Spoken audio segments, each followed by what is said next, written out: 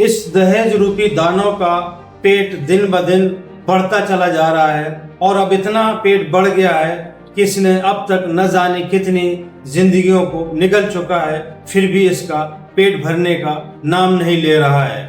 और अभी हाल में ही एक ऐसी लड़की की जिंदगी को ये निगल गया जिसके अभी हाथों की मेहंदी भी नहीं छूटी थी।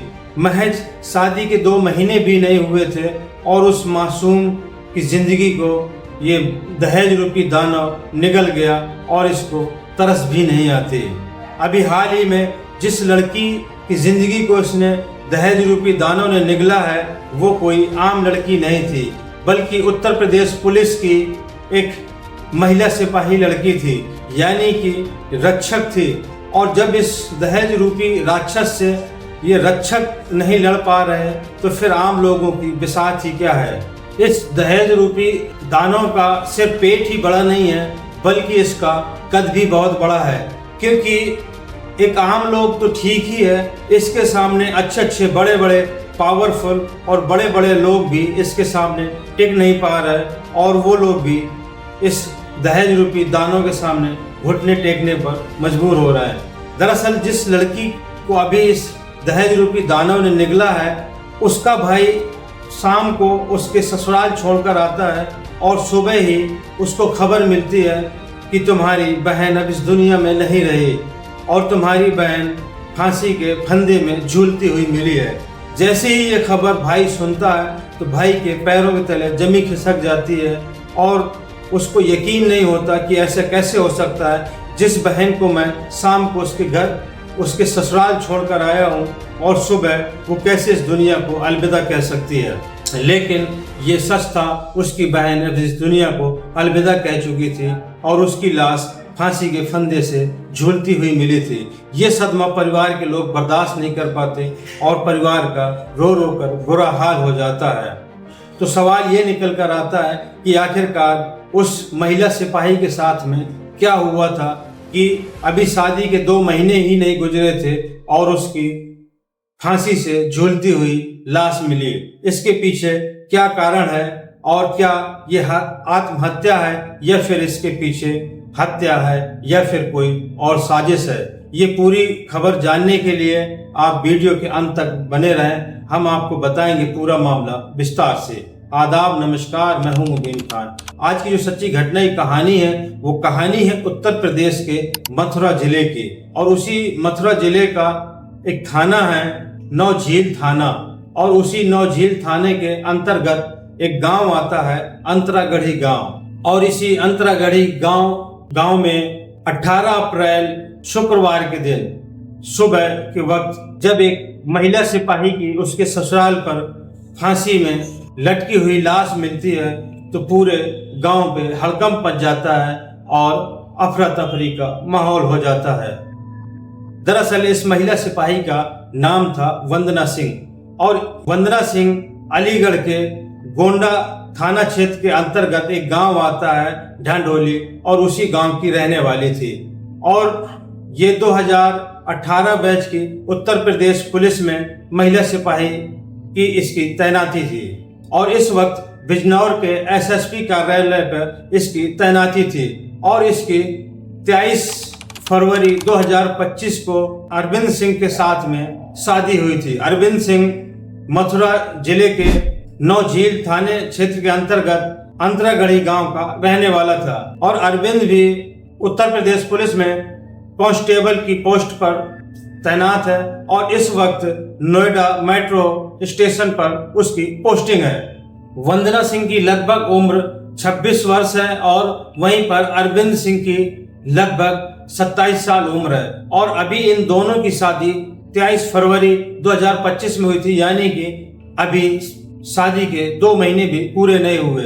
लेकिन सुनने में ऐसा आ रहा है कि इन पति और पत्नी के बीच में शुरू से ही मनमुटाव चल रहा था। इन दोनों के बीच में मामला सामान्य नहीं था और इसके पीछे का जो कारण निकल कर आ रहा है वो कहीं ना कहीं दहेज का मामला निकल कर आ रहा है और इसी के चलते इन दोनों के बीच में अनबन चल रही थी और शादी के बाद ये दोनों अपने अपने पोस्टिंग पर चले जाते हैं और वहीं पर फिर 17 अप्रैल को वंदना सिंह छुट्टी लेकर पहले अपने गांव जाती है और फिर गांव से लगभग शाम को 5 बजे ये अपने ससुराल अंतरागढ़ी आ जाती है।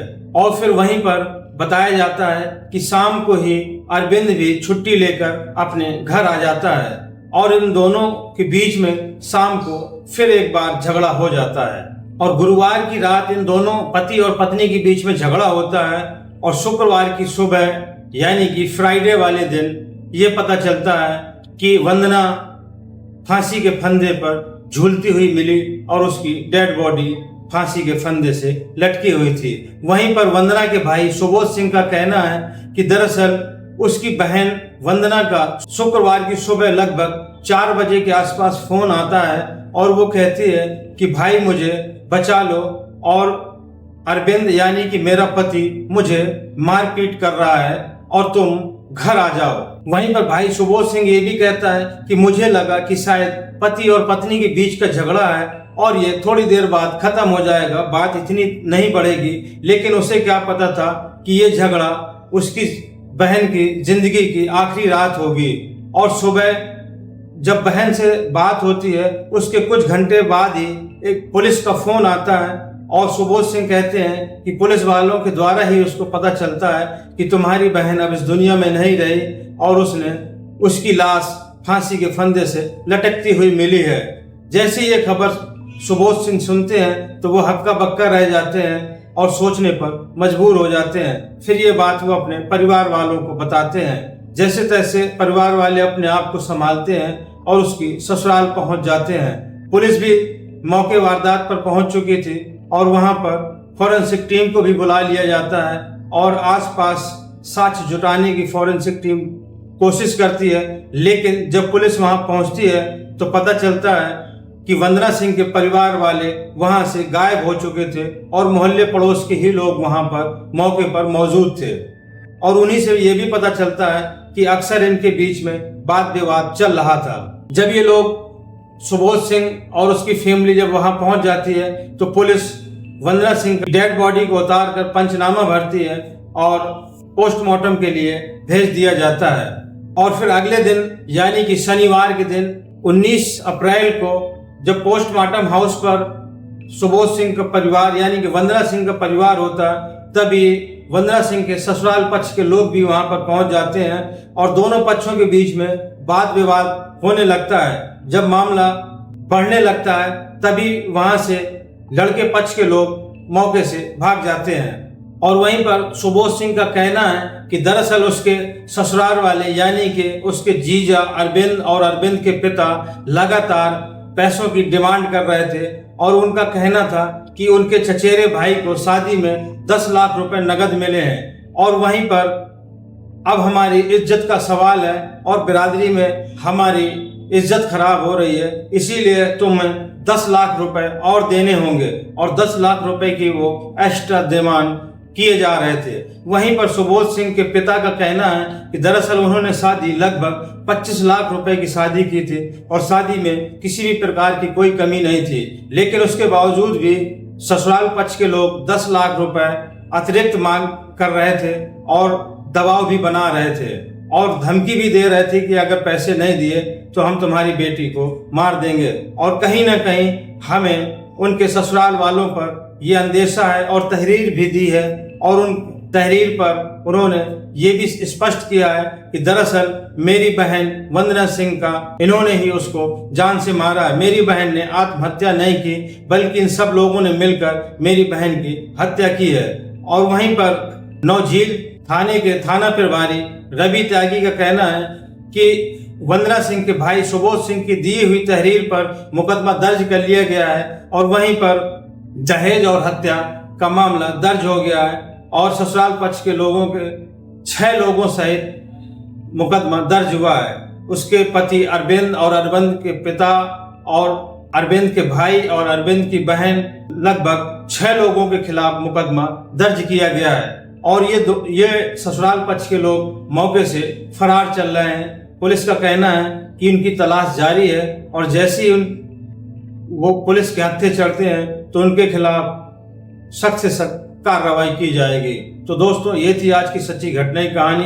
ये घटनाक्रम सुनाने का मकसद किसी को आहत करना या किसी को परेशान करना नहीं, बल्कि आप लोगों तक सच पहुंचाना और आप लोगों को जागरूक करना है। तो दोस्तों, अगर ये वीडियो आपको अच्छा लगा हो तो ज़्यादा से ज़्यादा लाइक करें, कमेंट्स करें, और अगर मेरे चैनल पर नए हों तो ज़्यादा से ज़्यादा चैनल को सब्सक्राइब करें, और अगर फेसबुक पर देख रहे हो तो पेज को फॉलो करें।